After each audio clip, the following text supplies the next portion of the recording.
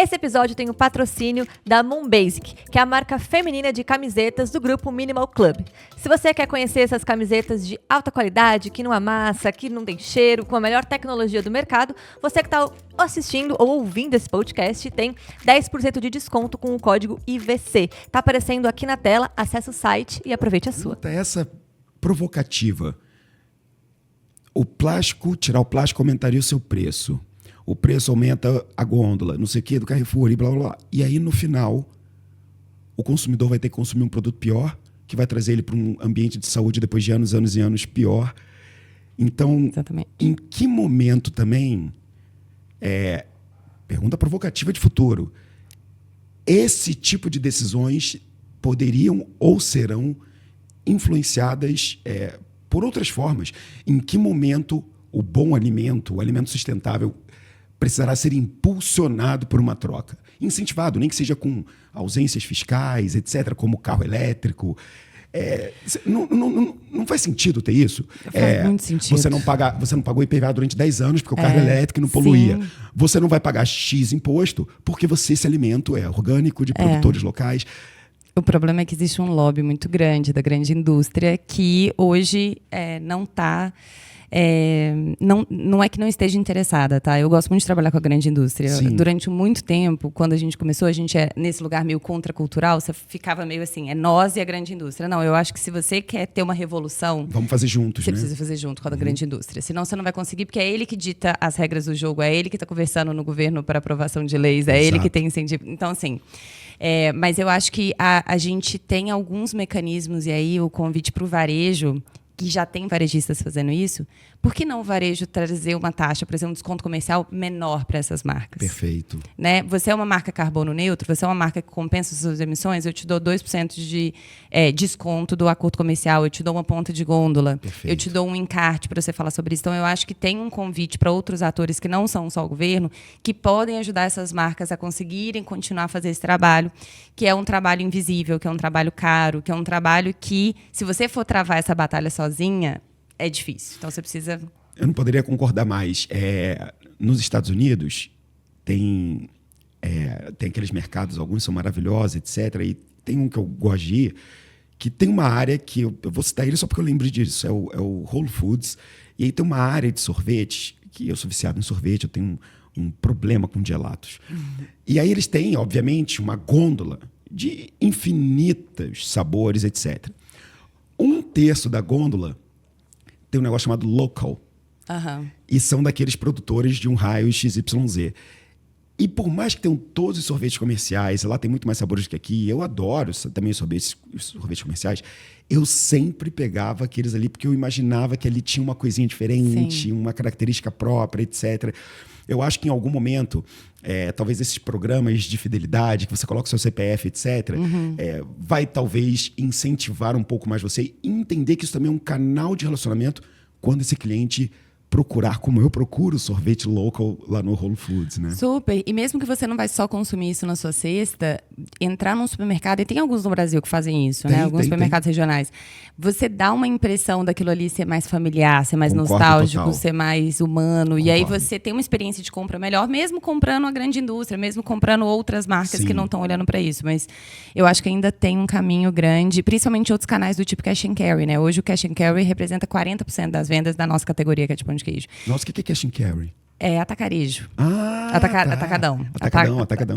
E é um mercado que está crescendo a passos gigantescos. A gente tem o último dado da Nielsen, o mercado cresce 8,6%. Se eu não me engano, o mercado de cash cresce assim, quase 20%, né? Nossa. Então é um outro pace. E é um mercado que ainda não abriu tanto para esse lugar, porque é outra dinâmica de consumo, né? São embalagens maiores, é uma coisa mais... Mas eu acho que fica esse convite para os supermercadistas para ajudarem. Você abriu aqui falando mãe de gêmeos, não sei o quê. E a Nu, ela tem essa característica de ser fundada e liderada majoritariamente por mulheres, né? Acho que são 90%, 80%. Sim. Você não era mãe quando você começou a Nu, certo? Não. E essa sensação da responsabilidade do que você está colocando na mesa para sua família, o fato de ser liderado por mulheres, como que isso no dia a dia influencia a cultura e a inovação dentro da empresa? Porque a minha referência do que eu deveria comer bem sempre veio da minha mãe. Uhum. E aí, se eu colocasse executivos de 50 anos engravatados na liderança da Nu, eu não sei se eles estariam pensando no melhor para mim. Então, eu fico muito confortável de estar comprando os produtos da Nu, porque eu sei que são mães, mulheres, etc., liderando a empresa com uma visão de negócio de quem já trabalhou na indústria, no corporate. Como é que essa liderança feminina influencia no dia a dia? Nossa, também uma pergunta que poderia dar um podcast. Super, um episódio inteiro sobre isso. Um episódio inteiro, mas eu acho que tem um componente dos ingredientes, que é isso que você falou, né? Assim, a gente dá os nossos produtos para os nossos filhos. Não só mulheres, eu falo que a gente também tem homens que têm um lado feminino muito aberto, né? Eles têm um olhar feminino. E aí eu acho que isso passa pela escolha dos ingredientes. Então, as minhas filhas colocam os produtos da Nu para a escola, para a lancheira, todos os dias. Então, eu penso em mix, porque eu falo, putz, eu já mandei o pão de queijo, o palitinho, o dadinho. Tá começando a ficar... Putz, eu preciso botar mais coisa nessa cesta, legal, né? Legal. Então, a gente pensa em inovação nisso. A gente pensa... Por exemplo, um exemplo foi o pão de queijo colorido. Quando a gente fez o pão de queijo colorido, a gente começou fez teste na fazenda com um bando de criançada, e a gente viu que as crianças pegavam mais o rosa. E a gente falou, putz, vamos botar chia no rosa, porque já dá um valor nutricional, mas ela nem vê. Então, acho que tem uma parte de produto mesmo. A gente está fazendo uma embalagem nova com o Rodrigo Oliveira. A gente vai fazer... Esse eu posso contar. A gente vai fazer o dadinho de 300 gramas. Que é o dadinho que a gente tem na caixa, com molho. E agora a gente vai fazer um produto mais competitivo para entrar no canal do Cash. E tal. Legal. E aí, a hora que o Ian, meu marido, ele é o designer da marca, né? Então, por isso que a Nu tem esse branding muito vivo, porque a gente cria tudo dentro de casa. E aí, a gente botou as embalagens uma do lado da outra com as cores, e aí eu trouxe as meninas para... Qual que vocês mais gostam? Eu tava gostando muito do azul, e elas preferiam preto, estava todo mundo querendo preto, e aí elas voltaram no preto. Falei, tá bom, gente, então vamos no preto. Então, acho que tem um lugar de um olhar muito... A gente fala que a gente tem um conselho mirim dentro da Nu, que são os filhos dos funcionários. E esse conselho mirim, ele trabalha muito nesse processo de inovação, de criação, de sabores. Então, acho que a liderança feminina ela vai nesse lugar muito de produto, e ela também vai no lugar de como a gente faz negócios. A gente teve um trabalho de ocupar essas cadeiras e achar mulheres para essas cadeiras, que não é fácil. Né? Primeiro você precisa encontrar. Sim. E aí, depois que a gente encontrou, a gente sentou nessa cadeira e a gente falou, nossa, peraí, ela não está tão confortável. Vamos ver como que essa cadeira fica mais confortável para essa mulher sentar. Sim. Então, passa muito por saúde mental, passa muito por equilíbrio de trabalho, eficiência, né? Porque a gente quer ter mais tempo. Se a gente quer ter mais tempo numa empresa que é investida, que precisa crescer, a gente precisa ser mais eficiente, a gente precisa ser mais tecnológico. Então, existe esse componente de abrir espaço e ser mais... assertivo. E muito de cura, né? Eu acho que a cura ela tá no DNA da Nu muito pelas mulheres que estão ali. E a fábrica é engraçada. Umas 3 semanas atrás, a gente passou um tempo na fábrica, e na hora que eu entrei, assim, só tinha mulher. Tinha um homem só, que ele já está com a gente há algum tempo. Falei, gente, de fato, é a mulherada que está no... A gente chama coração de fábrica, né? Está no chão de fábrica fazendo os produtos. Então, não é só na liderança, né? É na liderança da maceira também, em outras lideranças dentro da empresa. Pô, que legal. Diz uma coisa, a Nu existe há 10 anos, há 5 anos vocês são carbono neutro, e há 4 anos a gente teve uma pandemia. A fábrica estava sendo construída na época. O que vocês fizeram na época? Como é que estava o momento da Nu na época da pandemia? Exato. Eu preciso saber disso, porque não é uma... Se todas as empresas sofreram e tivemos problemas de consumo, de logística, de fornecedor... deve ter sido tão louco dentro dessa estrutura já complexa. Conta para mim um parênteses, assim, o que foi essa época? A pandemia foi muito importante para a gente, foi impressionante. Se não tivesse acontecido a pandemia, a Nu não seria o que ela é hoje, com certeza. Caraca! Com certeza. Antes da pandemia, a gente tinha um co-packer, a gente não tinha fábrica. E a gente só tinha pão de queijo, a gente não tinha nenhum outro produto. E a gente crescia a paces altos, a gente crescia taxa de 102%, 80% anos versus anos. Então, a gente estava num ritmo de crescimento com pão de queijo só, com um co-packer, com um trabalho muito de escala, né? Assim, pura e exclusivamente. Quando aconteceu a pandemia, a gente tinha uma base de food muito grande, era quase 60%. 60% do dia para a noite fechou. Nossa. E aí foi um nível de inadimplência enorme. O supermercado cresceu, então deu uma segurada, porque os supermercados a gente já estava, foi bom. Mas tudo, né, congelou. O time, a gente escritório no Rio, fecha escritório, não sei o quê. E eu tava com 2 bebês de 6 meses.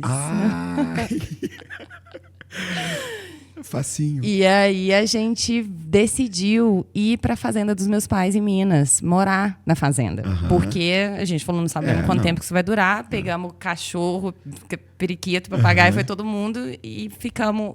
E esse processo de imersão na fazenda foi muito importante, porque nessa época começou uma discussão muito grande do plant-based. E começou-se a falar que o futuro era vegano, o futuro era plant-based e era isso que as marcas precisavam fazer. E tava eu lá usando queijo, leite, ovo, sabe assim, manteiga, no meio da roça, pegando o ovo para fazer o ovo mexido de manhã, tirando o leite da vaca. E eu assim, gente, mas... E aí, nesse momento, eu comecei a falar, não, tem alguma coisa muito estranha com esse lance do plant-based, assim. E olha que isso era quando o negócio estava lá em cima. As empresas, hypado, lançando as marcas todas de hambúrguer vegano. Todo mundo, qualquer marca lançando um treco vegano. E eu no meio da fazenda. E eu falei, gente, tem alguma coisa muito estranha. Porque eu estava numa coisa muito genuína de estar no meio da natureza. Eu era parte ali da natureza, desses processos holísticos e sintrópicos. E aí eu comecei a pesquisar, eu falei, deve ter alguma alternativa. Aí eu entrei em contato com Kiss the Ground, que entrei em contato com a economia regenerativa, que entrei em contato com a Fazenda da Toque, e comecei a entender que existia uma categoria de empresas que chama Nature Positive Companies, que não necessariamente são empresas veganas, mas que são empresas que entendem o animal como uma parte do todo. Perfeito. E que, de fato, a natureza criou os animais por um motivo. Você não precisa tirar eles da equação, você só precisa entender como que eles funcionam. Exato. Então, nesse momento, eu falei, então tá bom. Então, eu sou parte do problema, porque a emissão de gases de efeito estufa do livestock é quase 20%, né, de gado. Então, a gente é um grande ofensor, mas a gente vai ser parte da solução. E aí, quando a gente tomou essa decisão, a gente fez a pegada de carbono, viu que 70% estava na cadeia. Que legal. Mas que se a gente fizesse uma fábrica com 15% de diminuição, com economia circular e tal, a gente já estava resolvendo alguma coisa. E aí foi aí que a gente começou a resolver alguns problemas dessa cadeia e quando a gente começou a lançar produto. Então, o palitinho de tapioca, que hoje é o SKU que mais vende dentro da Nu, se você tira os produtos, assim, pega o SKU, não por linha, né? Isolado, é o que mais vende. Ele surgiu na fazenda. Porque a gente estava lá comendo, né? Cozinhando, comendo, e a gente sobrou um pouco de tapioca granulada, a gente falou, e ela falou, nossa, vamos fazer ele mais compridinho, porque as meninas conseguem, elas estavam em introdução alimentar, elas conseguem ficar ali comendo, e aí saiu o produto. Então, acho que a pandemia ela foi muito importante para encontrar o propósito de ser uma empresa de impacto, lançar produtos e ficar firme na história de não vamos pro vegano, porque era um caminho muito fácil. De tentar aproveitar essa linha, né? Gostou desse corte? Então já sabe, não deixe de curtir, compartilhar, se inscreve aqui no canal para você continuar acompanhando todos esses conteúdos e indica para um amigo. Te espero no próximo.